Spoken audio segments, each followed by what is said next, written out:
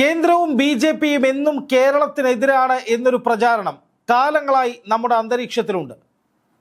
പല കാരണങ്ങൾ, പല വിഷയങ്ങൾ, പല ബി.ജെ.പി നേതാക്കളുടെയും പ്രതികരണങ്ങൾ ഒക്കെ ഇത്തരം പ്രചാരണം അഴിച്ചുവിടുന്നവർ മുന്നോട്ട് വയ്ക്കാറുണ്ട്. എങ്കിലും വയനാട്ടിലെ ദുരന്തമുണ്ടായ ഘട്ടത്തിൽ ബി.ജെ.പിക്കെതിരെ സംഘടിതമായ ഒരു ആക്രമണം പല കോണുകളിൽ നിന്നുമുണ്ടായി. ബി.ജെ.പിയും കേന്ദ്ര സർക്കാരും വയനാടിന് വേണ്ടി ഒന്നും ചെയ്തില്ല എന്നും ദുരിതാശ്വാസ പ്രവർത്തനങ്ങളിൽ പോലും രാഷ്ട്രീയം കണ്ടുവെന്നും വയനാടിന് വേണ്ട ആവശ്യമായ തുക കേന്ദ്രം നൽകിയില്ല എന്നും മുഖ്യമന്ത്രി പിണറായി വിജയൻ അടക്കമുള്ളവർ പറയുന്നുമുണ്ട്. എന്നാൽ കേന്ദ്രവും ബി.ജെ.പിയും വയനാടിനെ കൈവിട്ടു അല്ലെങ്കിൽ പരിപൂർണമായി തഴഞ്ഞു എന്ന വാദം അടിസ്ഥാനരഹിതമാണ്. ചില ബി.ജെ.പി നേതാക്കൾ വയനാട്ടിലെ ദുരന്തത്തിന് ശേഷം നടത്തിയ ചില പരാമർശങ്ങൾ അത് അനവസരത്തിലായിരുന്നു, ചിലത് രാഷ്ട്രീയ പ്രേരിതമായിരുന്നു എന്നത് ശരിയാണ്. സുരേഷ് ഗോപിയുടെ മാധ്യമപ്രവർത്തകരോടുള്ള തട്ടിക്കയറ്റമൊക്കെ ബി.ജെ.പിക്കും കേന്ദ്ര സർക്കാരിനും വലിയ അവമതിപ്പുണ്ടാക്കിയിട്ടുണ്ട്. ഒരു നാട് ഒരു ദുരന്തത്തെ അഭിമുഖീകരിക്കുമ്പോൾ സുരേഷ് ഗോപി വയനാട് ദുരന്തം ഒരു ദേശീയ ദുരന്തമായി പ്രഖ്യാപിക്കുമോ എന്ന ചോദ്യത്തോട് കയർത്തായിരുന്നില്ല പ്രതികരിക്കേണ്ടത്. അത് കേരളത്തിൻ്റെ ആവശ്യമായിരുന്നു. അതൊഴിച്ചു നിർത്തിയാൽ ബി.ജെ.പിയുടെയും കേന്ദ്ര സർക്കാരിൻ്റെയും വയനാട്ടിലുള്ള ഇടപെടൽ അതിൽ മാതൃകാപരമായ പലതുമുണ്ട്. നമ്മുടെ തൊട്ടടുത്ത് കിടക്കുന്ന തമിഴ്നാട്, അവിടുത്തെ മുഖ്യമന്ത്രി എം.കെ. സ്റ്റാലിൻ 5 കോടി രൂപയാണ് വയനാട്ടിലെ ദുരിതാശ്വാസത്തിനായി നൽകിയത്. കർണാടക ഭരിക്കുന്ന കോൺഗ്രസ് സർക്കാർ 100 വീടുകൾ വെച്ച് നൽകുമെന്ന് പ്രഖ്യാപിച്ചു. ഇതിനൊക്കെ വലിയ കയ്യടിയാണ് കേരളത്തിലെ മാധ്യമങ്ങളും ജനങ്ങളും കൊടുത്തത്. എന്നാൽ ഇതിനേക്കാളൊക്കെ ഏറെ വയനാടിനെ സഹായിച്ച ചില സംസ്ഥാനങ്ങളുണ്ട്. ആ സംസ്ഥാനങ്ങൾ ഭരിക്കുന്നത് ബി.ജെ.പിയാണ്.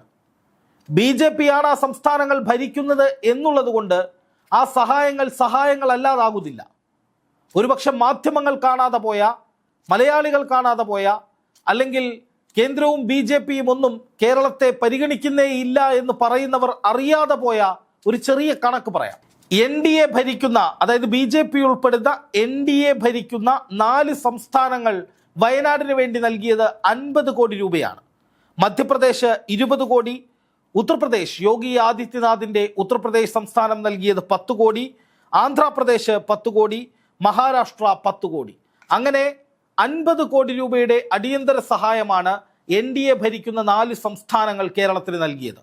ആ സംസ്ഥാനങ്ങൾ ഭരിക്കുന്നത് ബി.ജെ.പി ഉൾപ്പെടുന്ന എൻ.ഡി.എ ആയതുകൊണ്ട് ആ സഹായം നൽകപ്പെട്ടിട്ടില്ല എന്നോ ആ നൽകിയ സഹായം ഒരു സഹായമല്ല എന്നോ അല്ലെങ്കിൽ അത് കിട്ടിയിട്ടില്ല എന്നോ ഒന്നും നമുക്ക് പറയാൻ സാധിക്കില്ല. അത് കിട്ടിയ പൈസയാണ്. അതുകൊണ്ട് തന്നെ ഈ ദുരന്തമുഖത്ത് കേരളത്തിന് വേണ്ടി കൈകോർത്ത അല്ലെങ്കിൽ കേരളത്തെ സഹായിച്ച അത് ഏത് രാഷ്ട്രീയ പാർട്ടി ഭരിക്കുന്ന സംസ്ഥാനമാണെങ്കിലും അത് ഏത് രാഷ്ട്രീയ പാർട്ടിയുടെ നേതൃത്വത്തിലുള്ള സർക്കാരാണെങ്കിലും കൈയടിക്കാനും അഭിനന്ദിക്കാനും നമ്മൾ സന്മനസ് കാണിക്കണം. കാരണം വയനാടിൻ്റെ പുനരുജ്ജീവനത്തിന് അല്ലെങ്കിൽ വയനാടിനെ പഴയ വയനാടാക്കി തിരിച്ചു കൊണ്ടുവരുന്നതിന് മുണ്ടക്കൈ ഉൾപ്പെടുന്ന വലിയ പ്രദേശത്തെ ജനങ്ങളെ പുനരധിവസിപ്പിക്കുന്നതടക്കം വലിയൊരു ടാസ്ക്കാണ് നമുക്ക് മുന്നിലുള്ളത്. 1000 കോടിയോളം രൂപയുടെ പ്രാഥമികമായ ഒരു എസ്റ്റിമേറ്റ് ഉണ്ട്. കേന്ദ്ര സർക്കാരും പ്രവാസികളും സന്നദ്ധ സംഘടനകളും അങ്ങനെ നമ്മളാൽ കഴിയുന്ന അല്ലെങ്കിൽ നമുക്ക് മുന്നിൽ കാണുന്ന എല്ലാവരും വയനാടിന് വേണ്ടി ഒന്നിച്ചു നിൽക്കേണ്ട ഒരു ഘട്ടമാണ്. എല്ലാവരും ഒന്നിച്ചു നിൽക്കുന്നുമുണ്ട്. നോക്കുക, രാഷ്ട്രീയം കലർത്താതിരിക്കുക വയനാട് ദുരന്തത്തിൽ, വയനാടിൻ്റെ പുനരുജ്ജീവനത്തിൽ, അതിജീവനത്തിൽ എന്നുള്ളതാണ് ഏറ്റവും പ്രധാനമായി പറയാനുള്ളത്. അതായത് വയനാടിന് രാഷ്ട്രീയം പറയേണ്ട ആവശ്യമില്ല. വയനാട്ടിൽ എല്ലാം തകർന്നു കിടക്കുന്ന ജനങ്ങൾക്കിടയിലേക്ക് രാഷ്ട്രീയ വിഴുപ്പലക്കലുകളുമായി ചെല്ലേണ്ടതില്ല. അവർക്ക് ആവശ്യം ഒന്ന് നിവർന്നു നിൽക്കാനുള്ള ഒരു ശക്തിയാണ്, ഒരു കൈ, ഒരു കരുതലാണ്. അതാര് നൽകിയാലും അഭിനന്ദിക്കാൻ നമ്മൾ മടിക്കരുത്.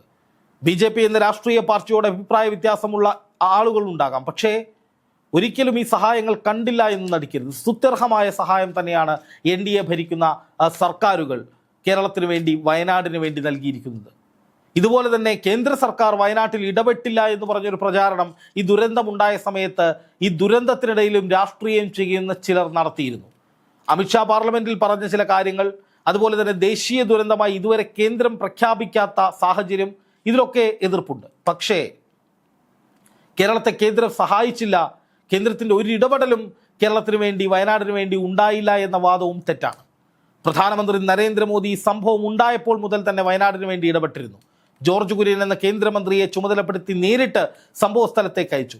ജോർജ് കുര്യനാകട്ടെ മാധ്യമങ്ങളുടെയോ അല്ലെങ്കിൽ ഏതെങ്കിലും തരത്തിലുള്ള ഒരു പ്രശംസയുടെയോ ഒന്നിൻ്റെയും ആവശ്യമില്ല എന്ന് പറഞ്ഞുകൊണ്ട് സ്വന്തം നിലയ്ക്ക് എല്ലായിടത്തും ഓടി നടന്ന് എല്ലാ കാര്യങ്ങളും നേരിട്ട് കേന്ദ്രത്തെ അറിയിച്ചു.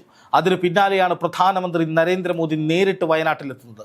കേന്ദ്രം വയനാടിന് വേണ്ടി ഒന്നും ചെയ്യില്ല എന്ന് പറഞ്ഞവരുടെ അടപ്പിളക്കുന്ന വിധത്തിലായിരുന്നു പ്രധാനമന്ത്രിയുടെ നേരിട്ടുള്ള വരവ്. അദ്ദേഹം നേരിട്ട് വന്നു, കാര്യങ്ങൾ വിലയിരുത്തി തിരികെ പോയി. അടിയന്തരമായ സഹായങ്ങൾ നൽകും, ഇനിയും നൽകുക തന്നെ ചെയ്യുമെന്നാണ് വിശ്വസിക്കുന്നത്. കേന്ദ്രത്തെ കൊണ്ട് കഴിയുന്ന കാര്യങ്ങൾ കേന്ദ്രം വഴിയെ നൽകും, അല്ലെങ്കിൽ ആ ഇടപെടൽ ഉറപ്പായിരിക്കും എന്നു തന്നെയാണ് കരുതുന്നത്. എന്തായാലും പ്രധാനമന്ത്രി നരേന്ദ്രമോദി നേരിട്ട് വയനാട് സന്ദർശിച്ചിട്ടുണ്ട്. അതുപോലെ തന്നെ കേന്ദ്രസേന, അതുപോലെ ഇന്ത്യൻ സൈന്യം ഒക്കെ നല്ല രീതിയിലുള്ള ഇടപെടലുകൾ വയനാട്ടിൽ നടത്തിയിട്ടുണ്ട്. അതായത് ഈ പറയുന്ന ദുരന്ത മുഖത്ത് രക്ഷാപ്രവർത്തനങ്ങൾ കാര്യക്ഷമമായി തന്നെ നടത്തിയിട്ടുണ്ട്. ഇന്ത്യൻ ആർമിയുടെ സ്തുത്യർഹമായ പ്രവർത്തനങ്ങൾ നമ്മൾ കണ്ടതാണ്. ഇന്ത്യൻ ആർമി ഏതൊക്കെ തരത്തിലാണ് ഇടപെട്ടത് എന്നുള്ളത് നമ്മൾ കണ്ടതാണ്. അതുപോലെ തന്നെ സന്നദ്ധ സംഘടനകളും ജനങ്ങളും നാട്ടുകാരും ഒക്കെ ഉണ്ട്.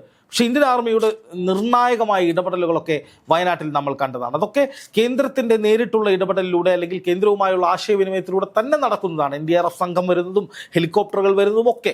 അപ്പോൾ ഈ ദുരന്ത സമയത്ത് കേന്ദ്രമൊന്നും ചെയ്തില്ല, BJP ഒന്നും ചെയ്തില്ല എന്ന് പറഞ്ഞ് BJP യോടുള്ള രാഷ്ട്രീയ വിരോധം തീർക്കാനുള്ള അവസരമല്ല ഇത്, അല്ലെങ്കിൽ അതല്ല ഇതിൻ്റെ സമയം. കാരണം BJP ഇതിൽ കാര്യമായി ഇടപെട്ടിട്ടുണ്ട്. ജോർജ് കുര്യൻ എന്ന കേന്ദ്രമന്ത്രി തന്നെ അതിനുള്ള ഉദാഹരണമാണ്.